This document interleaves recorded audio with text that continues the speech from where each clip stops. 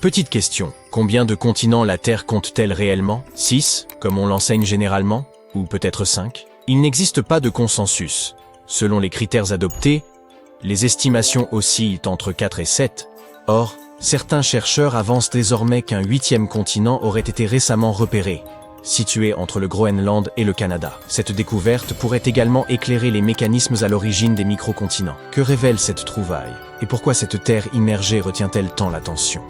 Si vous raisonnez comme moi, auquel cas nous serions au moins 2, l'idée de continent évoque sans doute des étendues terrestres telles que l'Europe ou l'Afrique, des régions émergées et habitées. Pourtant, en sciences de la Terre, cette notion ne dépend nullement du niveau marin. Ce qui la fonde, c'est la nature même des roches.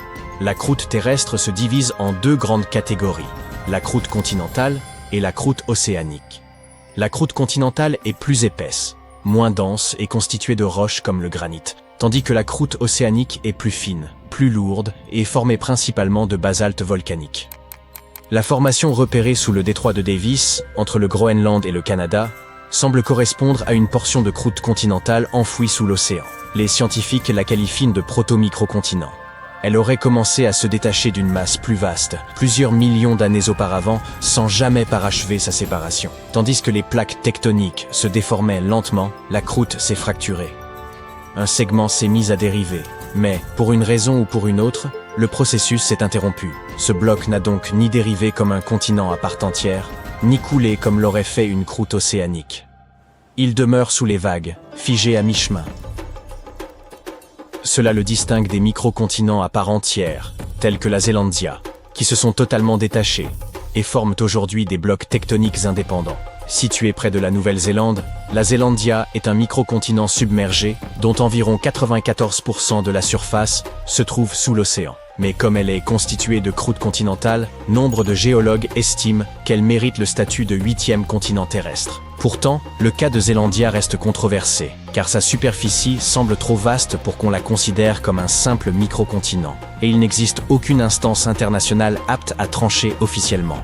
Nul organisme équivalent à l'ONU ou à un Conseil géologique mondial ne peut décréter qu'il s'agit là d'un nouveau continent. À l'inverse de Zélandia, Madagascar, qui émerge entièrement au-dessus du niveau marin, constitue un exemple classique de microcontinent unanimement reconnu. Vous vous demandez sans doute, Madagascar n'est-elle pas simplement une île? La vérité, c'est qu'elle est les deux.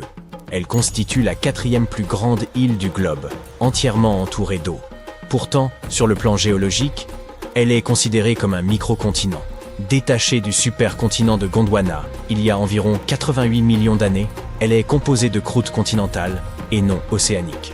Contrairement aux îles volcaniques, telles qu'Hawaï, formées par la lave, Madagascar est un fragment ancien de croûte continentale. Elle réunit donc les 2 critères, île géographique et microcontinent géologique. Et c'est précisément ce qui rend ces découvertes captivantes. À l'image de Madagascar qui s'élève au-dessus des flots, cette nouvelle terre cachée sous le détroit de Davis se démarque sous la mer grâce à sa structure étonnamment atypique. Ce qui la rend singulière, c'est son exceptionnelle épaisseur. Là où la majorité du plancher océanique est fine comme du métal, cette formation s'apparente plutôt à une couche dense d'argile mêlée à des éléments continentaux.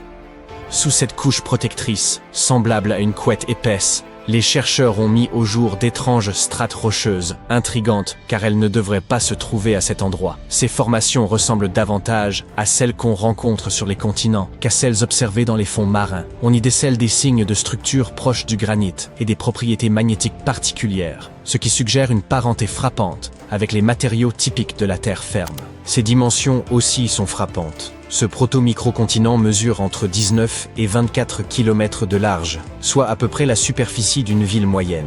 Imaginez Manhattan, mais à près de 2000 mètres sous la mer. Le fait qu'il repose directement sous le détroit de Davis, l'un des plus vastes passages océaniques au monde. En fait, l'un des fragments de croûte continentale immergés les plus étendus découverts jusqu'ici.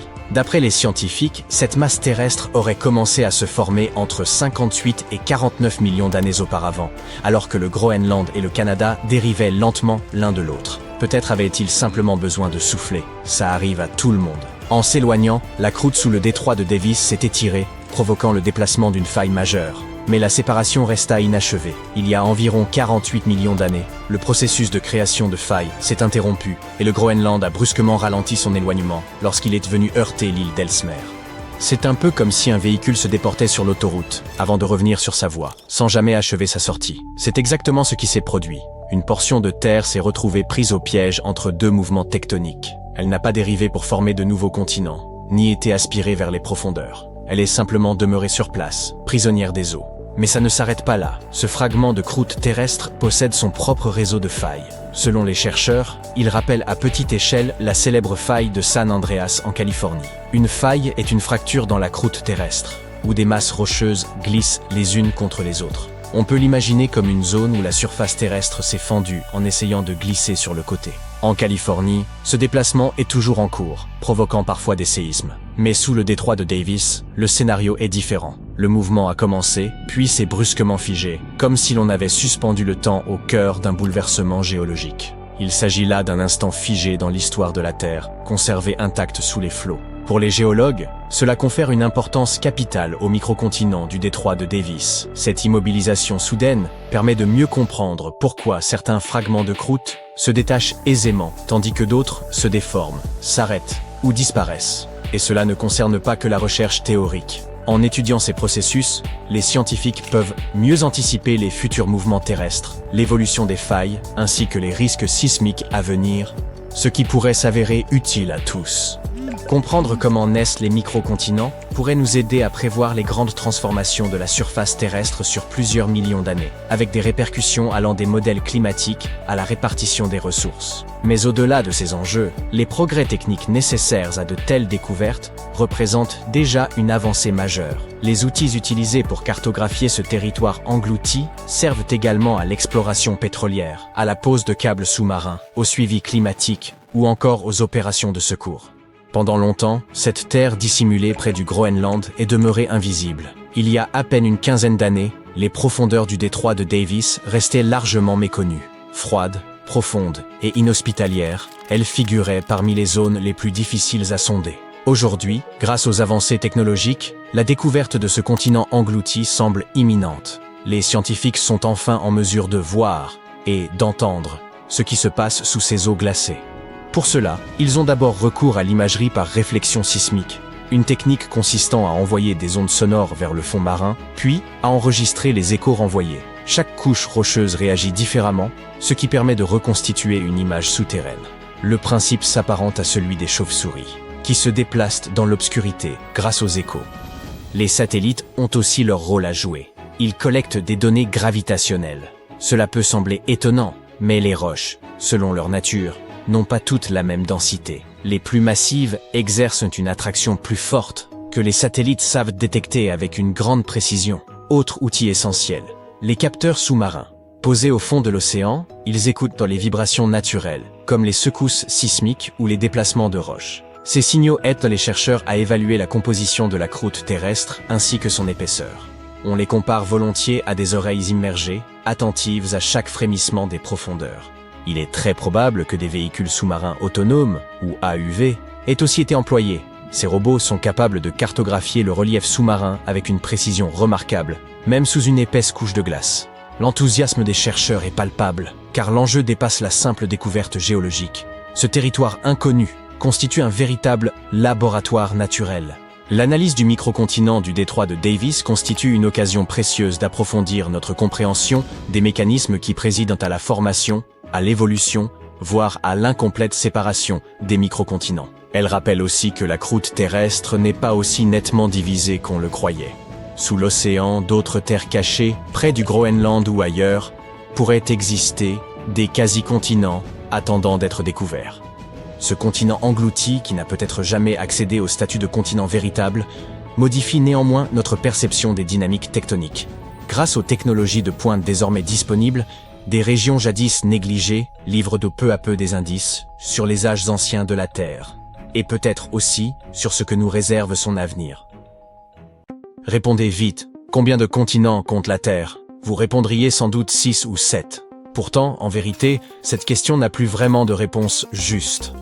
Pour certains, oui, la Terre possède 7 continents. Cependant, nos manuels de géographie ont longtemps négligé une région entière du globe. Depuis des années, des scientifiques soutiennent qu'il existe en réalité un 8e continent dissimulé ici même, la Zélandia. Ce continent perdu ne l'est plus tant que cela. car il y a peu, des chercheurs ont enfin réussi à cartographier avec précision sa position et son étendue colossale. Une première. La Zélandia diffère profondément des autres continents. Réfléchissez, l'Asie, l'Europe, l'Afrique, on peut les distinguer depuis l'espace, ou, plus simplement, il suffit d'abaisser les yeux. En cet instant, vous vous tenez sur un continent. Mais peu de gens savent que chaque continent possède des zones sur lesquelles nous ne pouvons ni marcher, ni même les apercevoir. Une grande partie de leur terre repose sous les océans, rendant leur exploration ou leur cartographie difficile. Imaginez maintenant un continent dont 94% serait submergé. Presque introuvable, n'est-ce pas? C'est pourtant le cas de la Zélandia. Une immense masse terrestre enfouie sous le Pacifique. Et cela n'a rien d'un hasard. Il y a des temps immémoriaux, la Zélandia appartenait au Gondwana, un supercontinent ancien rassemblant l'Amérique du Sud, l'Afrique, l'Antarctique, l'Australie et certaines régions de l'Asie. Durant des millions d'années, cet ensemble demeura uni jusqu'à ce qu'il commence à se fragmenter il y a environ 200 millions d'années. Ces parties dérivèrent lentement dans diverses directions, et l'une d'elles fut la Zélandia. D'abord encore reliée à l'Australie et à l'Antarctique, elle finit par s'en détacher, il y a près de 85 millions d'années, pour dériver seule et devenir un continent à part entière. Contrairement à l'Australie ou à l'Antarctique, la Zélandia n'est pas demeurée longtemps en surface. Elle a sombré. Aujourd'hui, seule une portion émerge encore de l'océan. Essentiellement la Nouvelle-Zélande, la Nouvelle-Calédonie et quelques petites îles du Pacifique. Le reste demeure submergé. Mais attendez, comment la Zélandia a-t-elle coulé en premier lieu? Pendant des années, la majorité des experts supposaient qu'elle s'était détachée lors d'un processus appelé rupture en décrochement, un phénomène où les continents se séparent le long de larges failles, là où les plaques tectoniques glissent l'une contre l'autre.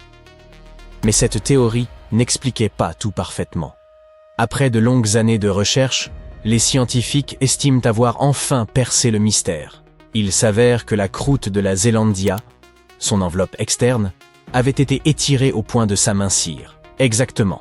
Au lieu de glisser latéralement comme on le supposait autrefois, la terre s'étirait et se déchirait, un peu comme une pâte que l'on étire jusqu'à ce qu'elle cède. C'est précisément ce qui est arrivé à la Zélandia.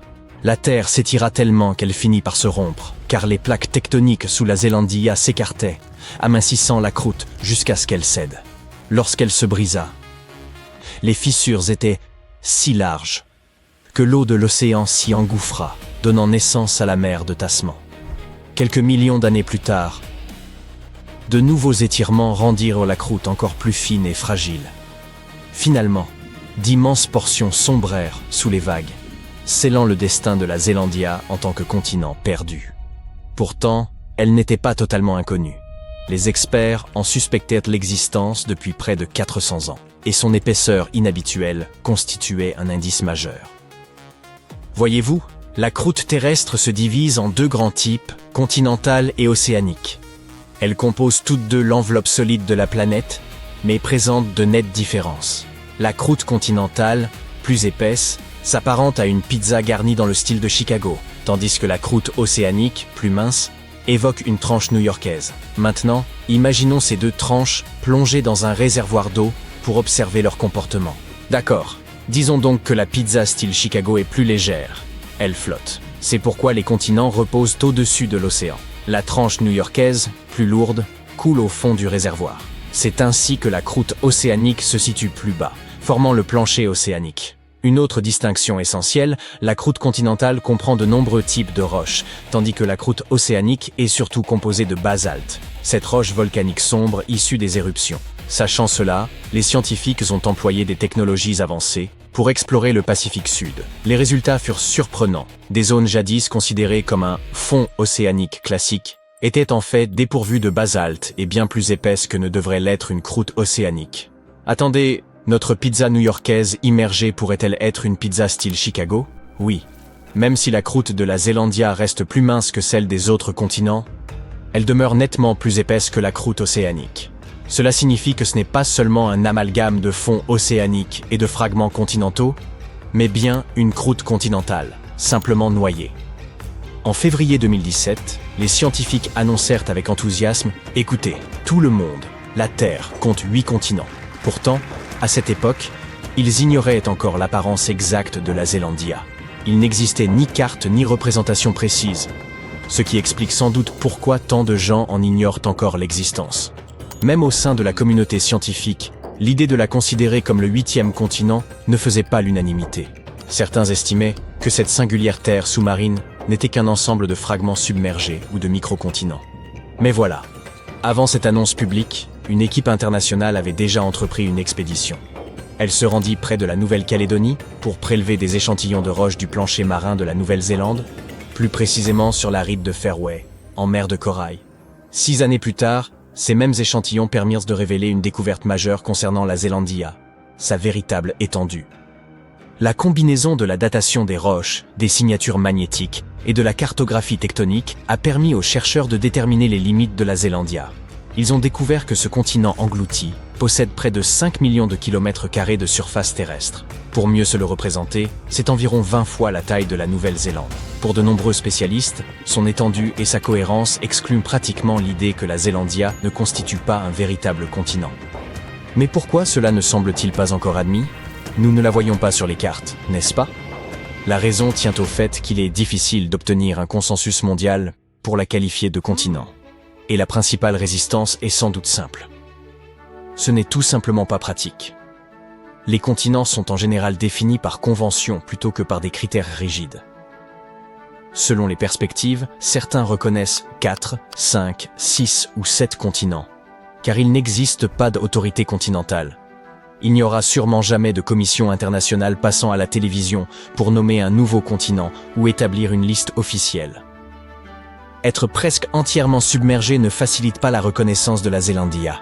Peut-on vraiment la qualifier de continent au même titre que l'Asie ou l'Afrique ?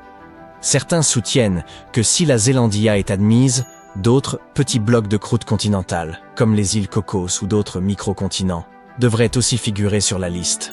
Combien de continents supplémentaires faudrait-il alors ajouter ? Vous comprenez pourquoi cette reconnaissance n'est pas très commode. Peut-être est-il plus prudent de désigner la Zélandia comme un continent submergé ou englouti, ce qui est plus précis. Toutefois, la définition exacte d'un continent englouti reste quelque peu floue. Néanmoins, il n'est pas nécessaire de trop se préoccuper de la définition officielle de la Zélandia. L'essentiel est que sa cartographie complète constitue déjà un exploit scientifique majeur. Gardez à l'esprit que de vastes zones demeurent inexplorées. Les chercheurs sont convaincus que des technologies telles que l'imagerie sismique et le forage en haute mer permettront de découvrir encore plus de détails sur sa structure et son histoire. Et le fait qu'elle soit principalement immergée n'enlève rien à sa valeur géologique. Cette masse continentale submergée conserve en réalité des indices sur le passé de la Terre que l'on ne pourrait jamais observer sur les continents émergés. Elle pourrait aider les scientifiques à comprendre comment les continents se déplacent au gré du mouvement des plaques tectoniques. Ils espèrent également trouver des indices supplémentaires sur l'impact de ces dérives sur le niveau des mers, les régimes climatiques et la répartition des plantes et des animaux. Chaque découverte nouvelle pourrait affiner notre compréhension de la manière dont la surface terrestre se transforme. Ainsi, continent ou non, la Zélandia a déjà modifié notre perception de la planète.